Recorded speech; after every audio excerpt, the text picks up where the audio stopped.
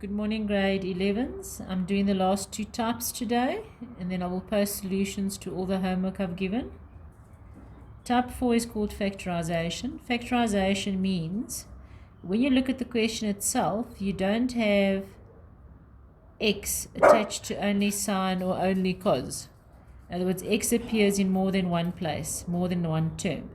So now if you look at the sum itself, I cannot use the basic one. The basic one would require only one function, which I don't have.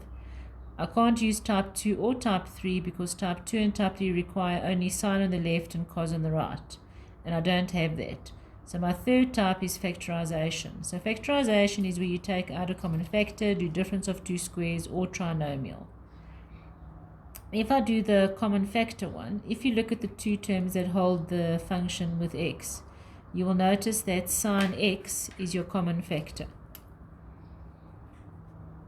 So you don't divide by a common factor, but you take it out as a common factor. So this is your highest common factor. And you are left with cos of x minus 3 equals to 0. Because you have two factors now, that means that you will have two solutions to worry about. So you'll get sine of x equals to 0 or cos of x equals to 3. Normally, you would have had two answers for those and two answers for cos. But I specifically picked this example to show you. Remember, general solutions is linked to graphs. If you remember, the number in front of cos, sine, and tan, or more specifically only cos and sine, represents the amplitude of a graph. That means the highest point the graph will reach. So at this point in time, you will notice that cos of x highest value will be 1. So it will never reach 3. Even if you take it as arc cos of 3, the calculator will give you error. So this one here is not applicable because the value of 3 is much higher than the amplitude of the graph. So this one is no solution.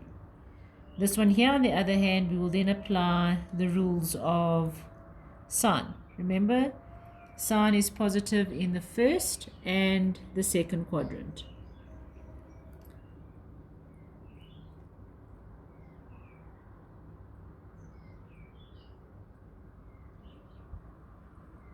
So I will now do the first quadrant. I will take it across and I'll be left with the arc sine of 0. As soon as you introduce arc sine, you know you must introduce the period of the graph.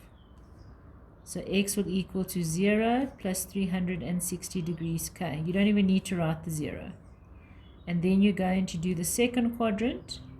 In the second quadrant, you will use 180 minus the arc sine of 0 plus 360k. And you will land up with 180 degrees. And of course, write k element of z once. Okay, so that's the factorization type. You can try this example.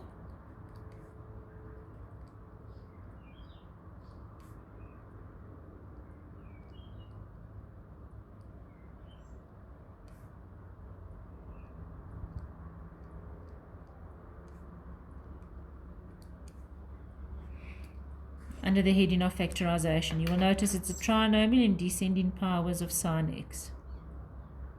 Okay, and there's no identity for sine squared plus cos squared for 4 cos squared. Okay, let's move on to type 5, which is the identity type. If you look at the sum itself, you will notice that x is attached to two different functions. Now you've got many options here. You've got a sine squared and you've got 1. So clearly you can relate this to the identity that sine squared plus cos squared equals to 1. So let me show you on the side here. You've got a choice that you want to do. This is the identity itself. Okay, now you can manipulate it in many ways. You can either write it as cos squared x can be written as 1 minus sine squared x. Or you can manipulate it by saying that sine squared x equals to 1 minus cos squared x. So how you substitute is your choice. So if you decide you want to replace sine squared with 1 minus cos squared, then you can do that. Or if you decide you want to replace 1 with sine squared plus cos squared, then you can do that too. How you substitute identities is your choice. Okay, I'm going to go the route where I replace sine squared with this identity 1 minus cos squared. Remember, type 5 is just substitution, where you replace a term with an identity.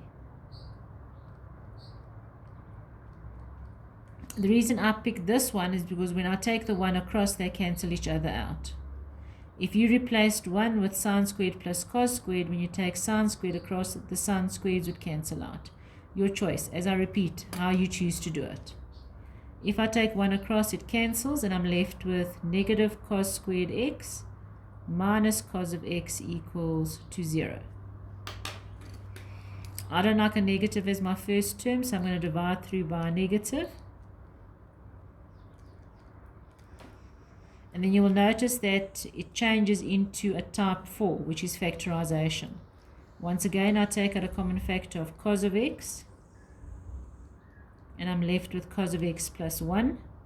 Once again, it breaks up into two factors. Both are valid because the amplitude of 1 does reach a minimum value of minus 1. Remember your cos graph? 1 and minus 1 are its max and min. So now what I'm going to have to do is I'm going to have to use my definitions again. For this one here, I'm going to need quadrant 1 and 4. And for that one there, I'm also going to need 1 and 4. So under quadrant 1, I'm going to get x equals to the arc cos of 0 plus 360k. Pick up your calculator.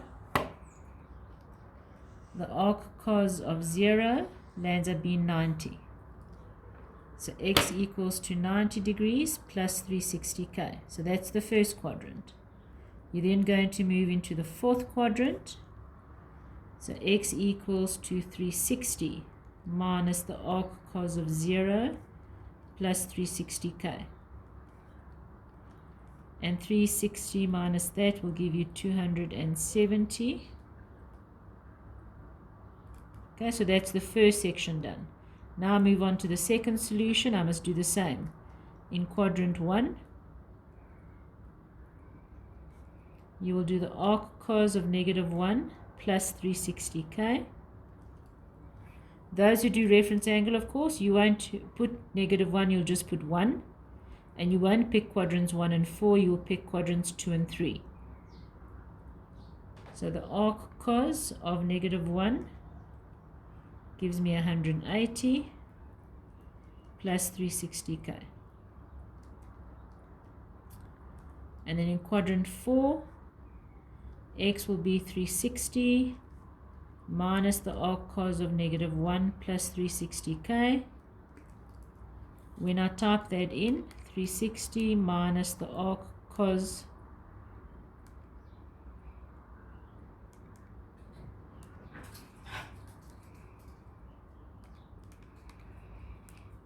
I get the same answer as the first step. So there's no need to do another one that repeats itself. So this particular solution consists of 3 general solutions. Okay, and remember, if I wanted specific answers, I would just replace k with integer values.